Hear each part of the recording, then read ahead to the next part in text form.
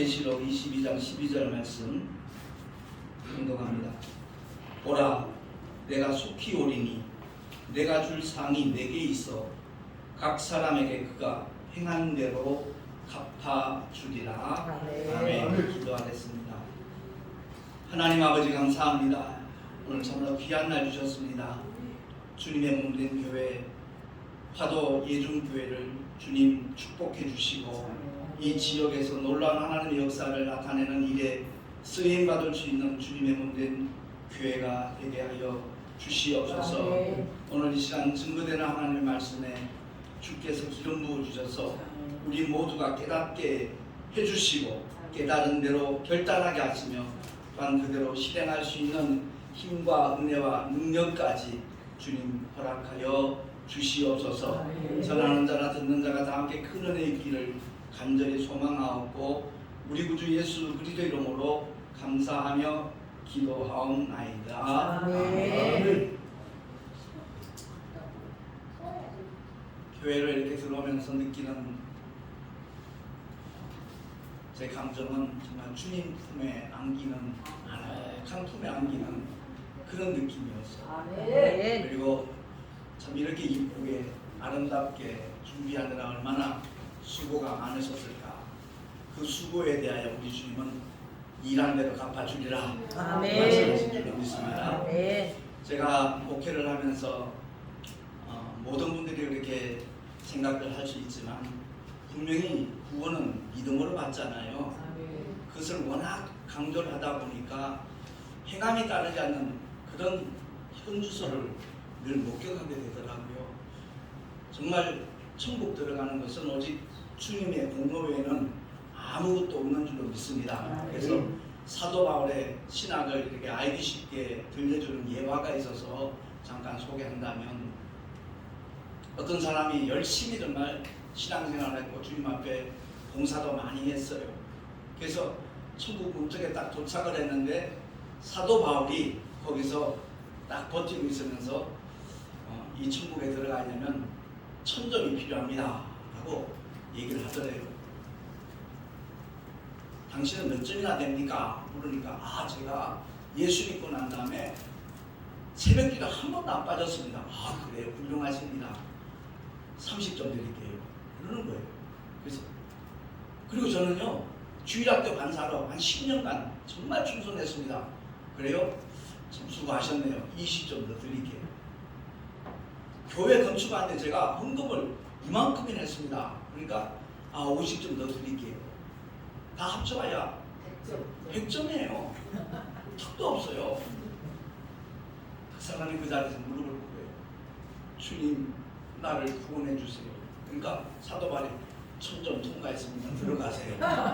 그래요. 구원은 오직 예수 공로 외에는 그 어떤 것도 필요 없는 줄로 믿습니다. 이 믿음을 강조하다 보니까 오늘날 한국 교회나 아무튼 세계적으로도 마찬가지고요. 나 예수 믿어서 구원 받았어. 한 번 믿으면 영원한 구원이야. 그 말이 틀리지 않아요. 틀리지 않는데 정말 내가 예수께서 우리를 위하여 행하시는 일이 어떤 것인가를 안다면 아무런 노력 없이 우리의 수고 없이 대가 없이 천국에 들어간다는 것이 정말 믿으신다면 그 사람 마음은 분명히 큰 변화가 일어나게 되어져 있습니다. 내가 죽어야 될 자리, 내가 받아야 될 저주, 그걸 만왕의 왕이신 주님이 대신 십자가에서 중세 화가들은 예수님의 그 수치스러운 부분들을 갖다가 천으로 이렇게 가려놨잖아요. 근데 성경은 말씀합니다. 다 나눠 가졌다고. 창조주 하나님이 피조물들 앞에서 거룩하신 그 하나님께서 죄투성인 인간들 앞에서 온갖 수모와 멸시를 다 받으면서 주님이 그 끔찍한 일을 묵묵히 다 받아주신 그 사랑이 정말 믿어진다면 우리의 심령 속에는 변화가 이루어지지 않는다라면 그것이 바로 기적일 겁니다. 우리 모두가 다 성경에 기록된 하나님의 말씀이 나를 위한 하나님의 약속이고 나를 위한 희생이라는 것을 확실히 믿을 수 있는 저와 여러분 되시기를 예수 이름으로 축원합니다. 믿노라 하면서도 전혀 주님을 닮아가지 못하는 그런 모습들 쉽게 찾아볼 수 있어요. 남 얘기하지 말고 나를 한번 돌아보자고요. 정말 주님 사랑하시면 아멘 합시다. 주님을 닮아가기를 원하시면 다시 한번 아멘 합시다. 그러면 주님이 행하신 대로 주님이 걸어가신 발자취를 따라 걸어가는 것이 가장 정상적인 믿음의 모습인 줄로 믿습니다. 주님께서 이 세상에 오셔서 행하신 모든 일들 무엇보다도 우리가 다 주님의 마음을 닮아야 되잖아요. 주님의 마음은 어렵게 복잡하게 설명하지 않습니다. 오직 온유와 겸손이에요. 저와 여러분의 심성 속에 주님의 성품으로 채워지기를 예수 이름으로 축원합니다. 그리고 주님이 걸어가신 발자취를 보면 그야말로 성령과 함께 하셨다는 것을 명백하게 증거하고 있잖아요. 내 자의로 말하지 않는다. 내게 말할 것과 이룰 것을 아버지가 주신다. 근데 오늘날 우리의 모습은 전혀 무관해요. 정말 강단에 설 때마다 말씀을 증거할 때마다 얼마만큼 주님 앞에 엎드려서 주님의 감동이 성령의 이끄심이 있는가 우리 돌아봐야 돼요. 내가 내 설교하면 그 설교는 내가 책임져야 돼요. 그런데 성령의 감동에 의하여 하나님의 마이크, 하나님의 스피커로 쓰임받게 되면 하나님께서 다 책임을 주시는 줄로 믿습니다. 그러면 하나님의 역사가 제약이 되지 않아요. 하나님의 놀라운 은혜는 반드시 나타나게 될 줄로 믿습니다. 우리 모두가 다 하나님의 은혜를 입은 자잖아요. 하나님의 은혜를 입는 그 순간에 정말 주님을 위하여 살리라, 주님 뜻대로 살리라, 그 마음을 처음 주님 만났을 때 우리가 돌아보면 누구나 다 그 경험에 순간이 있을 겁니다. 왜 주의 종이 됐죠? 한번 성공해 보려고. 성경에 그 많은 단어들이 있지만 성경에는 성공이라는 단어가 없어요. 석세스라는 단어가 없다고요. 하나님은 우리에게 성공을 약속하는 게 아니에요. 주님이 우리에게 맡겨주신 사명을 감당하기를 원하시는 분이 우리 주님이신 줄로 믿습니다. 근데 우리가 그렇게 할 수 있는 능력이 없어요. 그렇기 때문에 성령을 보내주셨는데 성령에 대하여 너무 오해하는 부분들이 많다 보니까 참 안타깝더라고요. 제가 우리 교단에 온 지 11년 됐는데 저는 28년간은 순복음에서 공부를 했고 목회를 했어요. 거기서 가장 강조하는 게 성령론입니다. 이 성령에 대하여 올바로 이해하지 못하면 엉뚱한 길로 가요. 성령의 충만한 역사가 뭔지, 성령의 인도하심이 무엇인지 우리가 정말 바로 알고 믿음의 길을 걸어간다면 주님의 뜻을 오해하는 일이 생겨나지 않아요.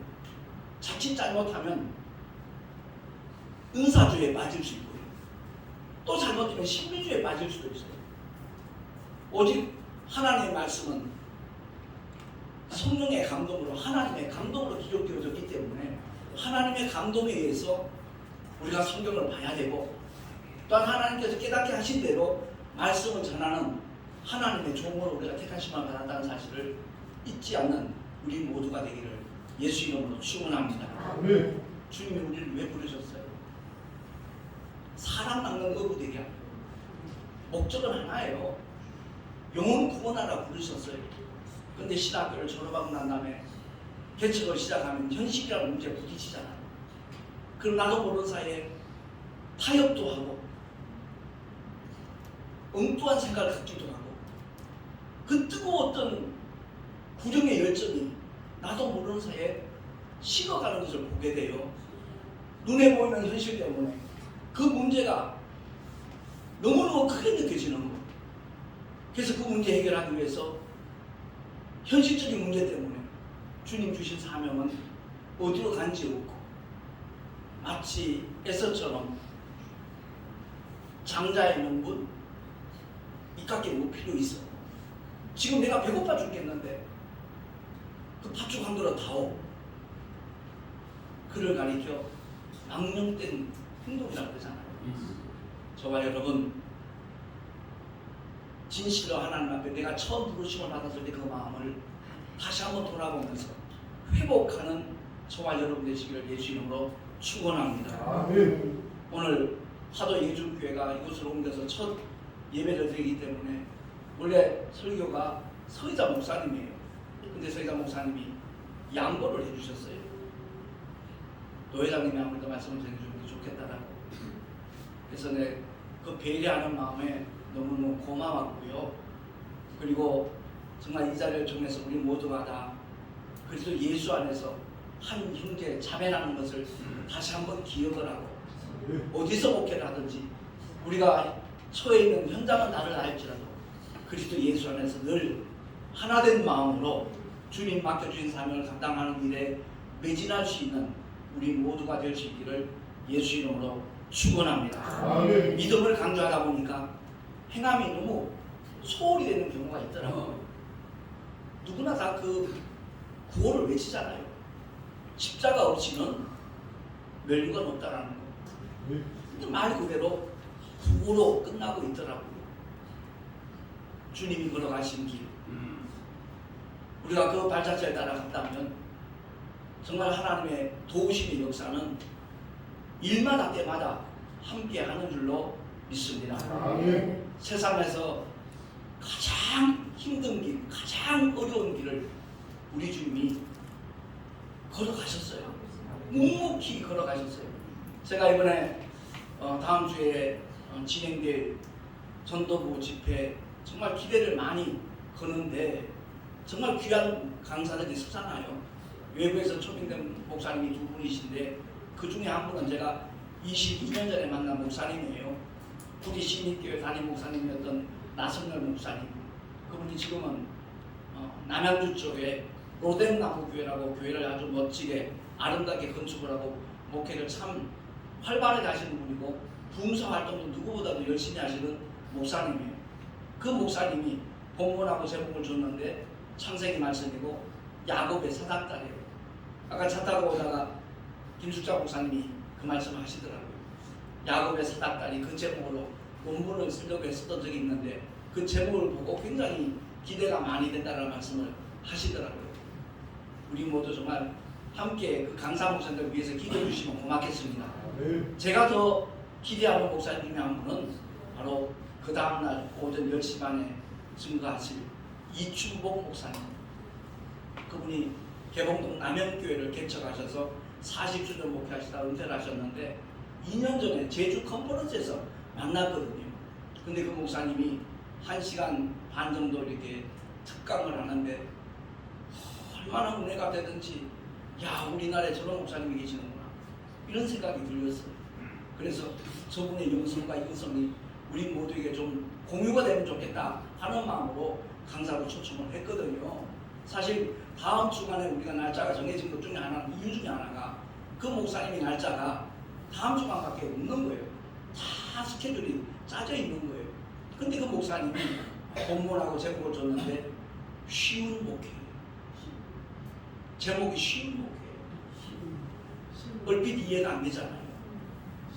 목회를 전부 다 어렵다고 생각하잖아요. 전혀 다른 관점이에요.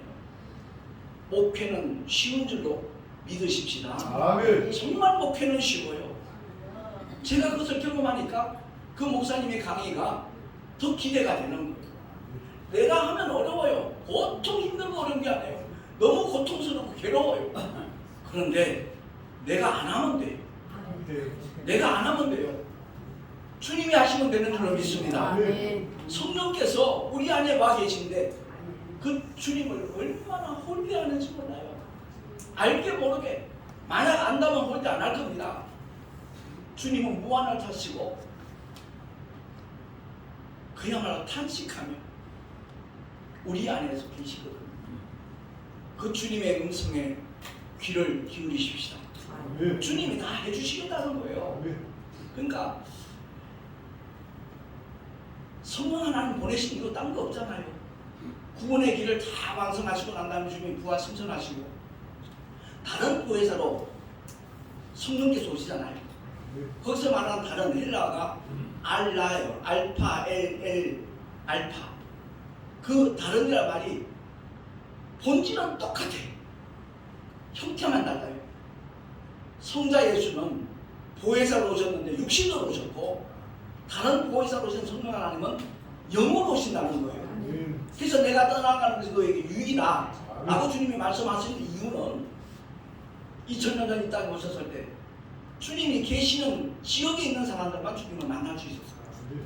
그런데 예수 이름을 믿고 죄사함 받은 구원받은 영혼들에게 다른 보혜사를 보내주겠다 말씀하셨잖아요.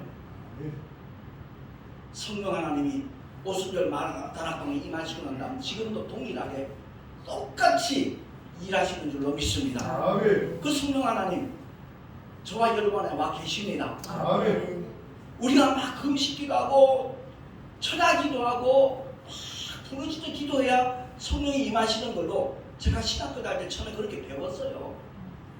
삼각산 화요 상담기도에 신학교 졸업하는 날까지 갔어요. 화요일 밤이면 무조건 능력분에 서로 앉으려고 경쟁도 하고 새벽 4시까지 부르짖어 기도해서 순복음의 그 특징 중에 하나예요. 신학생들 대조도 순복음교가 그래. 그게 전통이거든요. 그래야만 성령이 임하시는 거예요. 하늘사 기도 갔어요. 거기 또 이천원 목사 그 당시에 얼마나 참 활발하게 일하셨습니까? 성령이 그냥 임할 줄 아냐? 소나무 뿌리라도 하나 뽑아야지. 그게 진리인 줄 알았어요.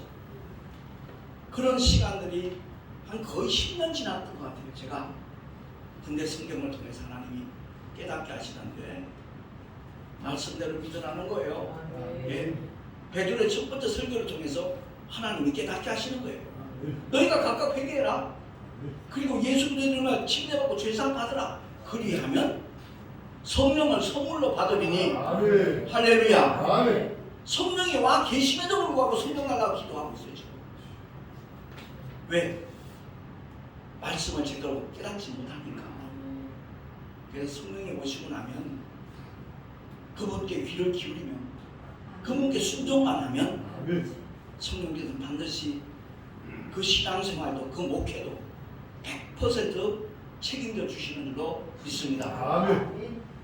우리 모두가 다 오늘 본문의 말씀을 통해서 나 구원받은 것 하나로 만족하는 자가 되지 말고 정말 해간 대로 갚으리라, 일한 대로 갚으리라.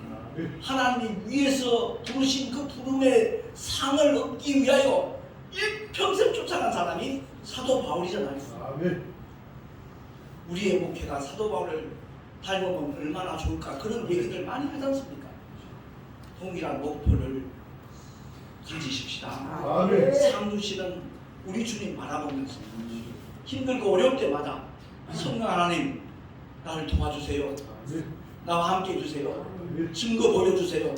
부르짖기만 하면 주님은 언제 어디서든지 저와 여러분과 함께하여 주실 줄로 믿습니다. 기도하겠습니다. 하나님 아버지 감사합니다. 우리 모두가 다 하나님의 은혜를 입고 이 또한 모든 교회마다 감독자로 택하심을 받아 세움을 받은 하나님의 종들입니다. 주님 말씀에 늘 귀를 기울이는 자로 살아가게 하여 주옵시고 내가 안간힘을 쓰는 것이 아니라 내 안에 와 계신 성령 하나님이 역사하시도록 온전히 주님께 맡겨드리는 하나님의 신실한 종들이 되게 하여 주시옵소서. 하도 예중교회를 통하여 성령의 역사하심이 더욱더 강하고 뜨겁게 나타나게 하여 주시옵소서. 황영희 목사님을 주님 권능의 팔로 붙잡아 주시고 영육간에 강건함 주시옵시고 장난에 서서 말씀을 대언할 때마다 하나님의 생명의 역사가 나타나게 하여 주시옵소서. 우리 모두에게 동일한 은혜 주실 간절히 소망하옵고 우리 구주 예수 그리스도 이름으로 감사하며 기도하옵나이다. 아멘.